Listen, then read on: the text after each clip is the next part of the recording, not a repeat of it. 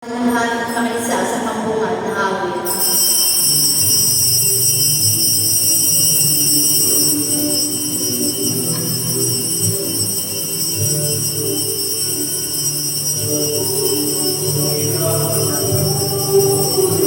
Nagpupuri sa Panginoon, nagagalak ang aking espiritu, nakakligtas.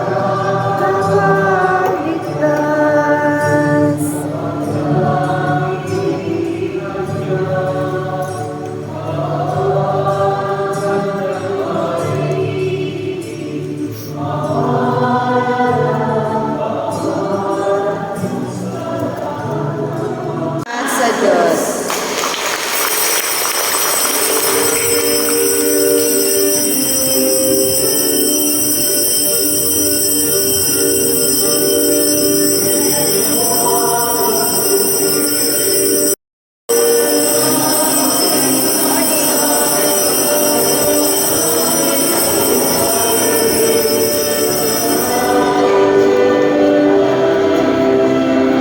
Cheers! Sama ka.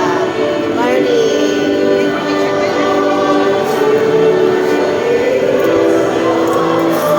Thank you, Lord. Nakapagsimba ako ngayong Saturday. Malapit sila kay Father. Sila sa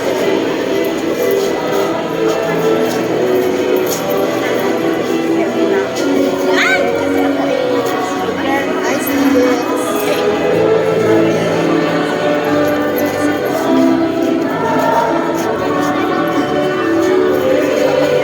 Father.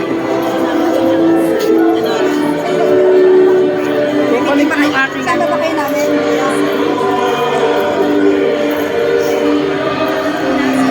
Tapos na ang simba.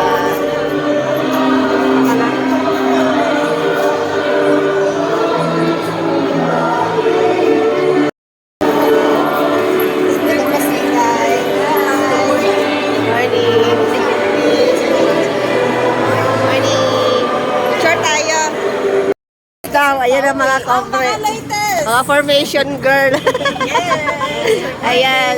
Katatapos na namin magsimba. So, Kasi course niyan sa school. pinag-uusapan namin. Papunta na kami ngayon sa room. Pinag-uusapan namin yung nangyari kahapon. Sinasamay. Kami kasi, hindi ako pwede na. Mga sisters. Mga sisters. Pasok na kami Alam mo, ngayon. after ng math, sabi ko kay Nick, Nahiwala yung dalawa. Si Cardaw. Si CR. Ayan, si Sister Nance. Hello po. Yung last pic natin na sa YouTube na. Nakalimutan ko ilagay sa FB. Okay. Sa YouTube na. Naka-upload na. Sa ating last week. puno ang simbahan. Sabi ko lang, Marami kami may hapon. pasok. May pasok. Hindi kasi may nubina. Nakapasok na kami sa loob. Ito yung room namin para sa formation. So let's go sa aming pang ano tayo, 5th week na no? Pang 5 na. 5th. Yes. No. 5 pala. Naligaw na tayo.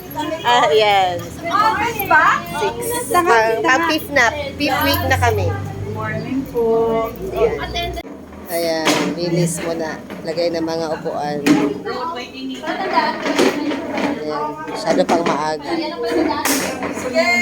Ginamit siguro tong ginamit siguro tong room. Yes. Kaya, ayan, naglalagay sila ng mga upuan. Sila busy sila maglagay ng upuan. Ako nagbablog lang. Vlog lang. Attendance na, attendance. Attendance na. Attendance. Ayan. Mag-attendance muna. Ayan, busy si sister. O, walis. Di ba? Tapos, basta ako mag-video. Video. Ayan. Attendance na po kayo. Try ko mag-English na dyan yung apo ko sa tuhod. Galing Canada. Magbe-breakfast muna kami. Magbe-breakfast na kami. So, tinawag kami isa-isa with name at breakfast. Look at our breakfast. Oh, Oh, ang sarap! Rice. Yan. O, diba? Taray. Yan yung mga sakristan. Hello, mga sakristan. Kain-kain muna dyan. Naistorbo ang mga sakristan. Oh, mga magpapare. Ayan. Ayan si JJ. JJ, meron ka na po? Meron ka ng pagkain? Ayan, tita. Jay, may pagkain May pagkain mo, tita. breakfast. Ay, kasama ba kayo sa pilgrim? At mga sister. Kasi sabi ni Father, Sister. confession lahat ng sasama, pangumpisa. Ay, wow! Sasama ako. Magmumpisal ako. Kakain na kami for breakfast. Sarap na pagkain namin. Yay! Wow, thank you. Ako po pa. Ay, thank you. Ito na sa kanya, Ti. Meron na po. Ito na po. Okay na po. Okay na po. Isa lang. Okay lang po. Isa lang. Yeah. Kain na po. Kain na. Kasi may talk na mamaya. Diba? Talking. Kain na tayo. Kain na. Yung pangalan ko. Hindi ko maidikit sa damit. Tao. Dinihit ko sa noo ko. Ayaw pa ba? Ayaw pa na. Tao ba to? Ayan. Tao. Pangalan. Ano ba yan? Hindi na may dikit. Ay, ang ganda. Nga pala. Ano iniaalay natin? Bulaklak kami dito sa Guadalupe para po sa mga bago. Kami po ay nag-aalay pag yung pong bulaklak secondary lang. Kami po na pamumuhay, ngunit puno ng pagmamahalan, pagbibigayan at tunay na lingkod ng Diyos. Si Santa Ana, kanyang ina, ay pinanganak sa Bethlehem mula po sa mayamang angkan. So, si Santa Ana, Saint Anne. Nang mamatay ang ina ni Santa Ana, sinabi sa kanya na si Santa Ana ay pinili ng Diyos upang maging ina ng mahal na Birheng Maria at magiging ina ng anak ng Diyos. At ipapanalangin sa Diyos na bigyan siya ng isang mabuting asawa at dininig nito. So, nung namatay ang ina ni Santa Ana, sinabi si Santa Ana daw ay magiging ina ng po, napakaraming pagsubok ang dumaan sa mag-asawa.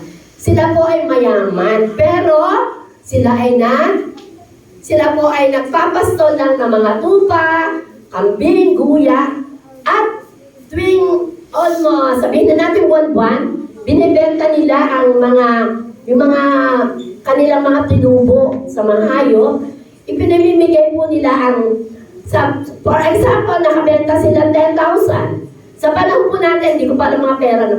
So, yung 5,000 po, binibigay nila sa simbahan. Yung 2,500, binibigay nila sa mahirap. At yung 2,500, para sa kanilang sarili. So, yun lang po ang kanilang pinagkakasya. So, sila nagsusumika para ipamigay ang kanilang kabuhayan. Ganyan po kadakilang mag-asawang Joaquin at Ana. Pero sa kabila ng napakarami pa rin pagtuligsa ang ginagawa sa kanila. Nung araw, kung may marites po ngayon, mas marami pong marites nung araw. So talagang, dahil sila nga ay ang kanilang sandata ang pananalangin, so sila nga po ay pinagkalooban sa kanilang pananalangin, sila nga po ay pinagkalooban nga po sila ng anak, at yun nga po ay si Maria. So, si Maria, dahil siya ay, si Maria po ay namuhay ng simple lamang. So, si Santa Ana, nung maging anak niya si Maria, ipinamigay niya lahat ang kanyang mga ari-arian. At si Maria ay kanilang ipinasok sa templo sa edad na 3 and a half, kanila itong tinuruan ng bumasa at sumulat. Wow. At mapagmahal. Nang si Maria ay 12 taon, namatay ang kanyang ina. So, namatay si Santa Ana. Sinabi sa kanya ng kanyang ina na siya ang piniling magiging ina ng Mesiyas, ang anak ng Diyos na tagapagligtas. At nang sumapit si Maria sa 13 and a half years old, nagpakita ang Anghel Gabriel na siya ang magiging ina ng tagapagligtas. So, imagine, 13 and a half po. So, batang-bata pa siya. Nagpakita na ang sugo ng Diyos, Anghel Gabriel, at sinabi nga siya ay magiging ina ng tagapagligtas. So, ano po yung sinasabi ng ating banal na kasulatan? Okay, sa sinasabi, si Maria ang Birhen pinagpala at pinili ng Diyos.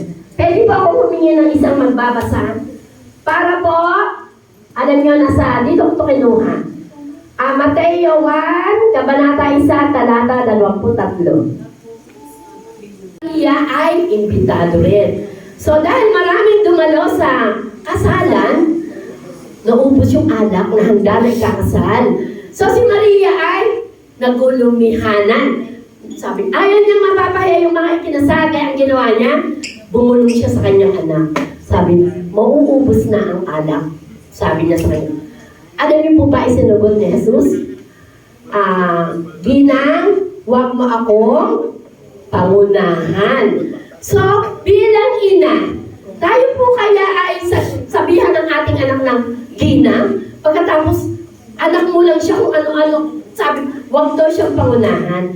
So, ang ibig po sabihin noon, ginawa po yun ni Jesus dahil inihahanda niya si Maria, kanyang ina, bilang siyang magiging ina ng sanlibutan. Inihahanda na niya yung mga sakit at hirap na dadanasin ni Maria. So, pero si Jesus sa isip lang yun, pero ginawa ni Maria sa mga alagad ay do whatever He tells you. So, ginawa ni Jesus, nagpakuha siya ng tabayan, pinuno ng ang mga tubig ay naging pinakamasarap na alak. Kita raw sa langit, nung namatay ang Birheng Maria, ay siya ay nababalutan ng araw. Para po malapit niya kagaya ng kay Mama Mary. Nakalagay po dyan, ano po yung ibig sabihin na siya nababalutan ng araw?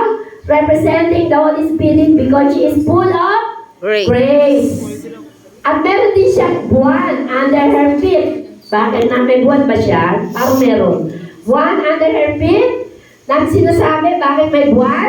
Siya po ang reyna ng langit. Yung po ay nasa salita niya, reyna ng langit, magsaya. Di po ba may kantang ganon?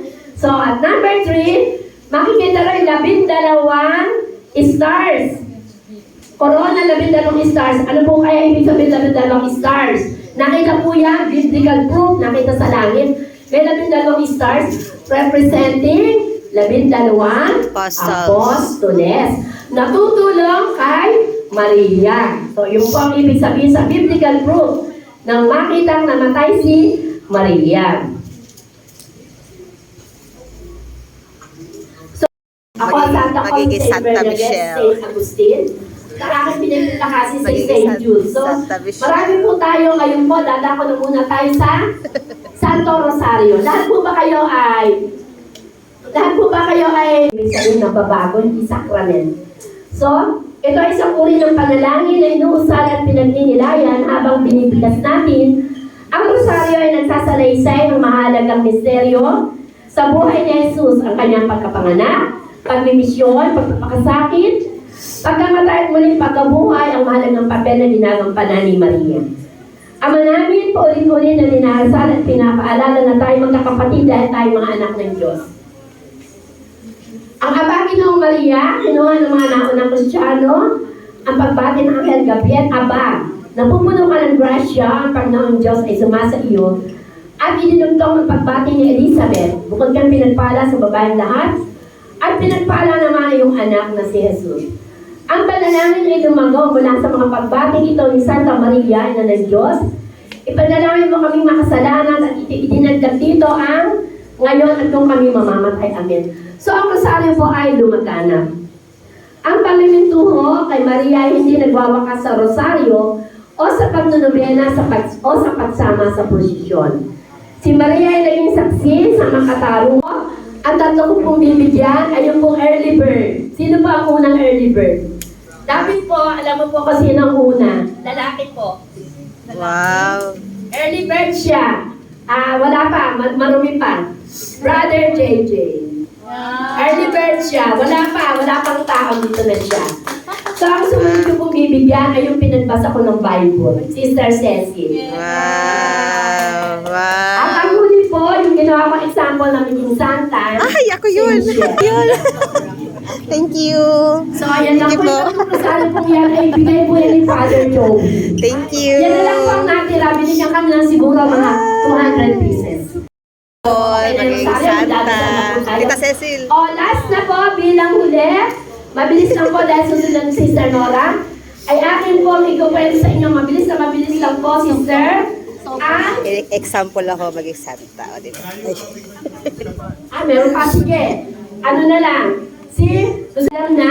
So, yung hindi nakakaalam, eto po. Asa Isaya ng Birhen ng Guadalupe.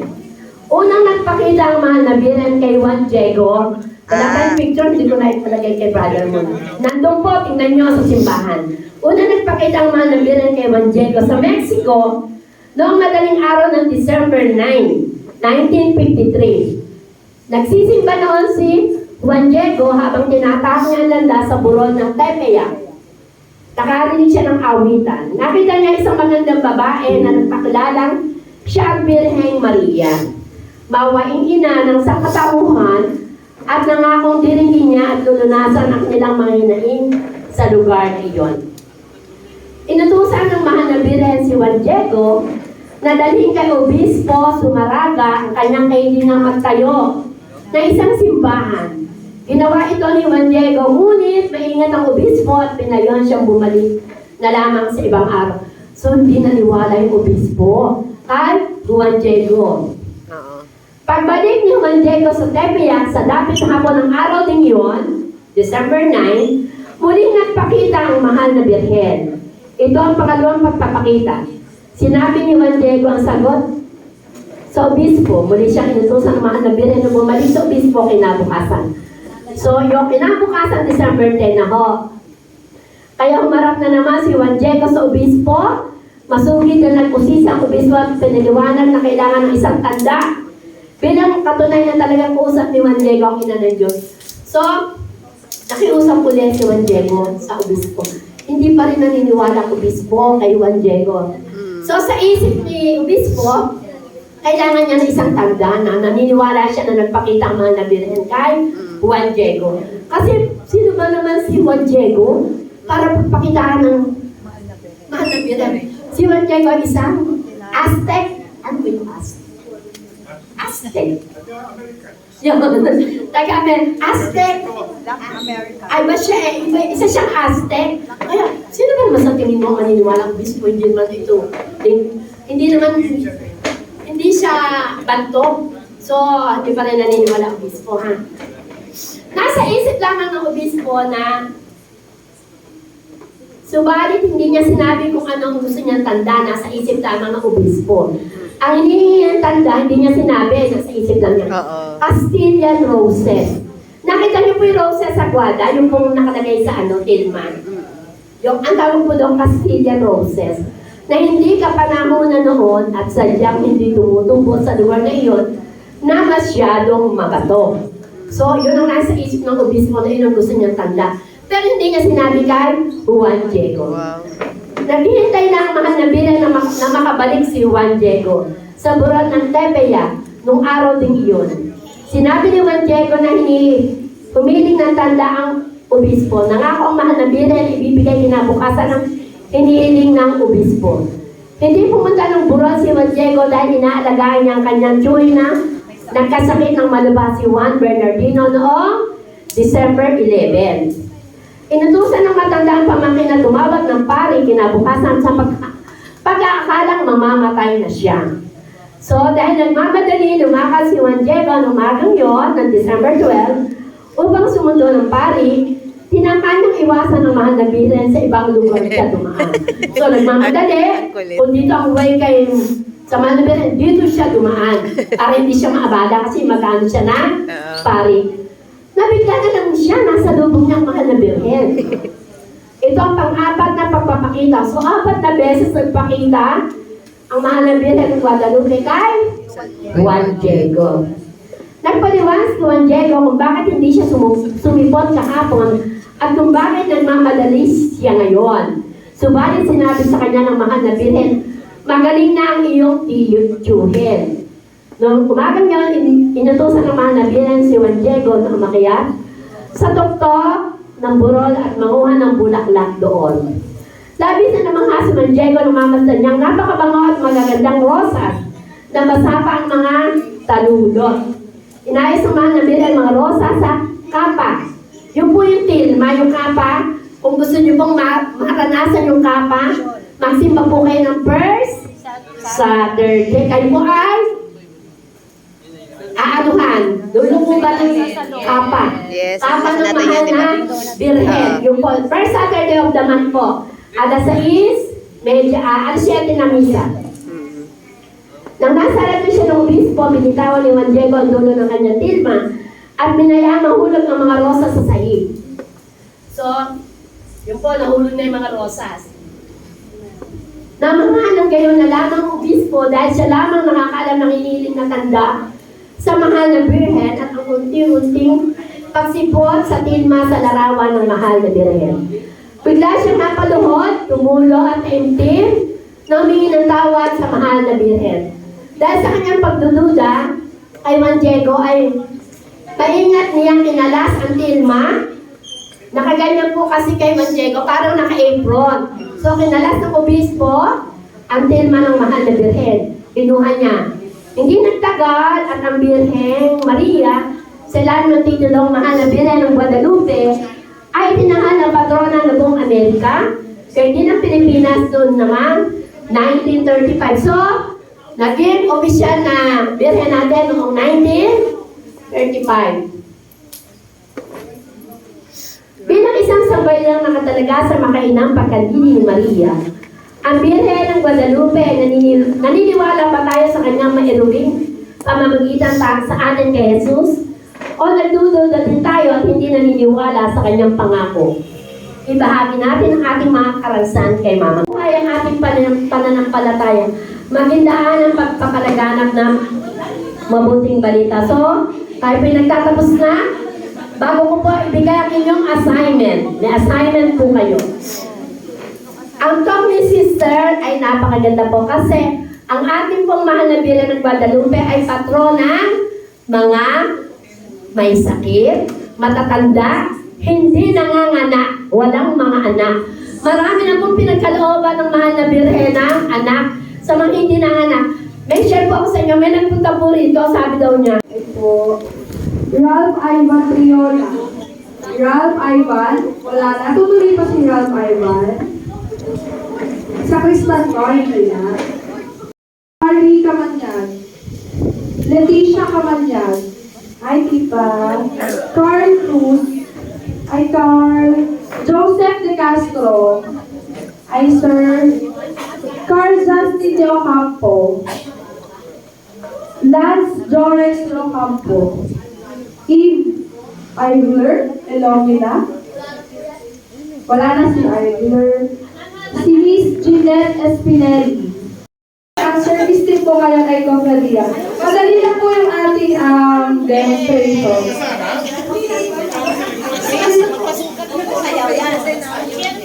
Yan po yung Tagalog version naman po yung sasayaw natin ngayon. Tagalog version ng last week. Madali lang po. Lagyan po natin yung nasa video. Ready na po lahat? Okay. Tingnan lang po natin yung lyrics tsaka yung nasa video. Okay? Harap na lang po tayo dito sa screen. Ready na po lahat? 1, 2, 3, go! Isang komunidad ako'y isang komunidad ako'y isang komunidad, isang komunidad. La la la, sumayaw sayaw at umindak-indak, sumayaw sayaw katulad ng dagat, sumayaw sayaw at umindak-indak, sumayaw sayaw katulad ng dagat. Ikaw isang komunidad, ikaw ikaw isang komunidad, ikaw isang komunidad, ikaw isang komunidad.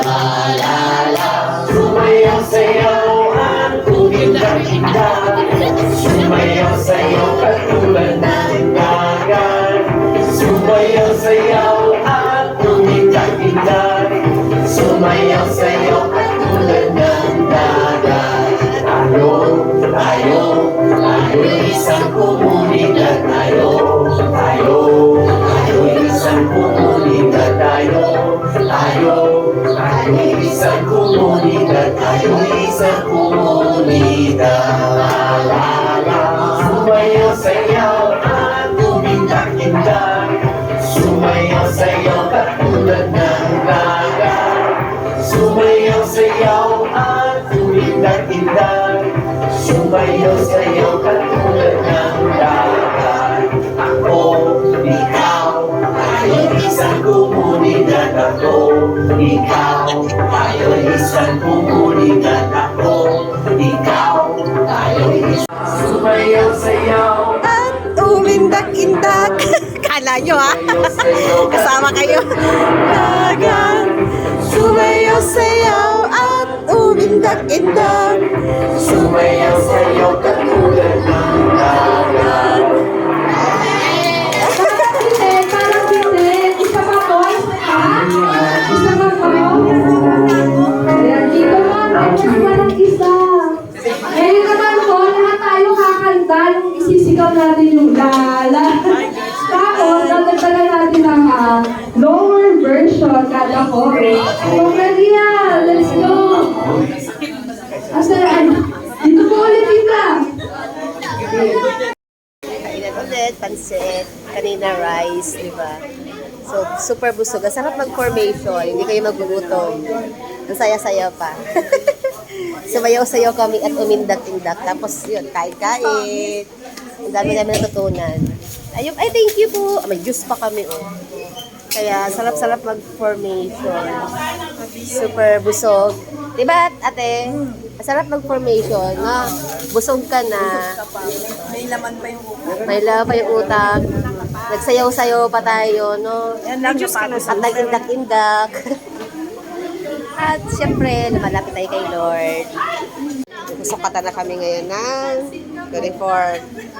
Ayan si Sister Letty. Ay, Sister Cecilia pala. Sukatan na ng uniform. Ang bongga. Sister Leticia. Sister Rochi. Diba? Magpapasukat sa uniform. Ito yung mga sakrista namin, oh.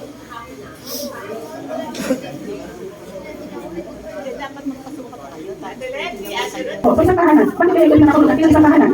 Nararamdaman yung kayo nasa tahanan or kapag kayo nasa simbahan. Ayan, ano po nararamdaman natin pag tayo nasa loob ng simbahan? Para safe tayo, ano po? Kaya parang isip, yes po, ano pa? Yung parang nakipagod na tayo sa maghapon, sa dami ang isip namin, sa pagsubi pa tayo, parang nagkakaroon ng makipagod puso natin, parang dito tayo nakahanap ng kapahingahan. Dito ba? Yes, no? Parang napalataya po. Napunta tayo sa simbahan, sa ating parang napalataya, yes. Dito ba? So kaya tayo pupunta sa simbahan, inisip natin ang simbahan ay ating tahanan. So dito tayo makakasugpong ng ng kapahingahan, ng kapayapaan, ng puso, ng kapayapaan, ng kalooban. So may mga alam tayo, no? Doon, kapag may problema tayo, saan natin naiisip pumunta? Pag nag-aaway ang nanay at tatay, mga bata, kapag nag-aaway ang nanay at tatay, saan tayo pupunta? Ang simbahan po tayo, very good. Ako pa lang mga mami, kapag nag-aaway ang asawa, saan tayo pumunta? Ang simbahan, yes, ako din. Pag merong mga alam-alam tayo, bakit problema tayo, parang naisip natin pumunta sa simbahan, kaysa kung saan tayo pumunta. Kasi pag hindi tayo pumunta sa simbahan, parang maliligaw tayo. Nakakapagin tayo ng hindi maganda, kaya sabi, ang simbahan ay isang tahanan. Di ba napakaganda maliwanag? So po, okay. Naranasan po natin ito, ang ginagawa natin ito, kayong lahat. Okay. Kasi hindi pa tayo ang buhay, sabi natin, mahirap ang buhay, maraming pagsubok. So wala tayong susulingan kung hindi tayo matutulog sa simbahan. Ito lang yung case na talagang itutulong sa atin ng tama. Di ba? Ang kaluwang na tayo nila ang pribilegyo sa ating mga agaw-agaw, kundi sa pag-iisa sa ating kapwa, mananampalataya. So yun. So sabi nga minsan may agaw-agaw tayo, may mga umuulo sa isip natin. So hindi lamang lang ito pagbigay, hindi lang ito, pati yung pag-iisa natin sa ating kapwa, mananampalataya. Katulad ngayon, di ba? So ako pumunta dito, kasi kayo na kung dapat gawin. So kayo, bakit kayo nandito? Para makinig. Dahil meron kayong nais, ba? Meron kayong show, meron kayong nasa puso na gusto nyo gawin, makinig. So, Go!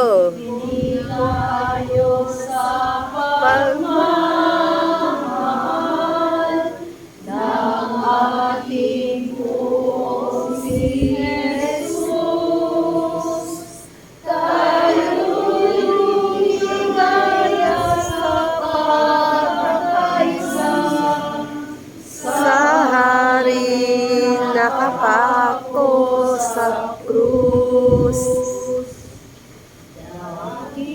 dakilang pag-ibig saan man hangaan. Diyos ay Panginoon, walang alinlangan.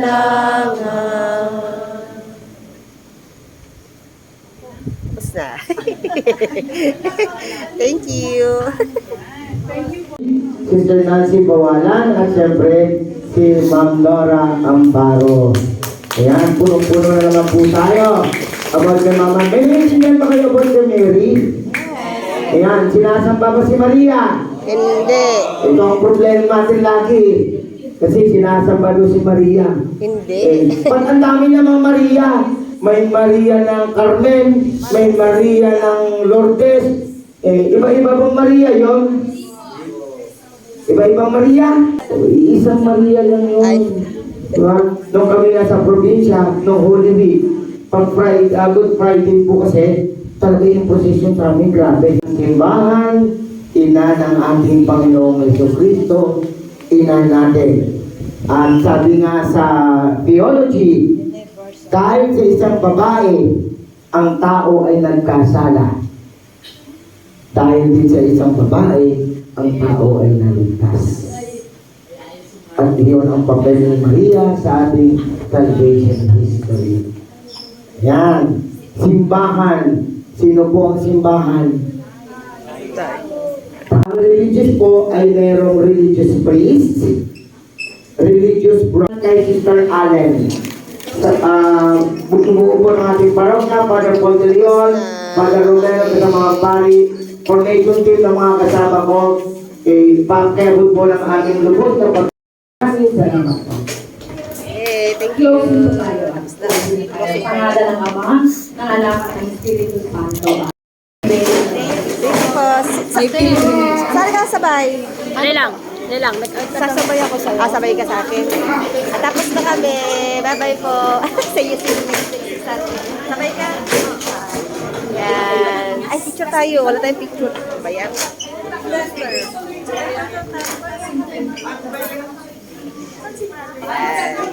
November pa daw yung uniform matanda. Baka ang ano ni installation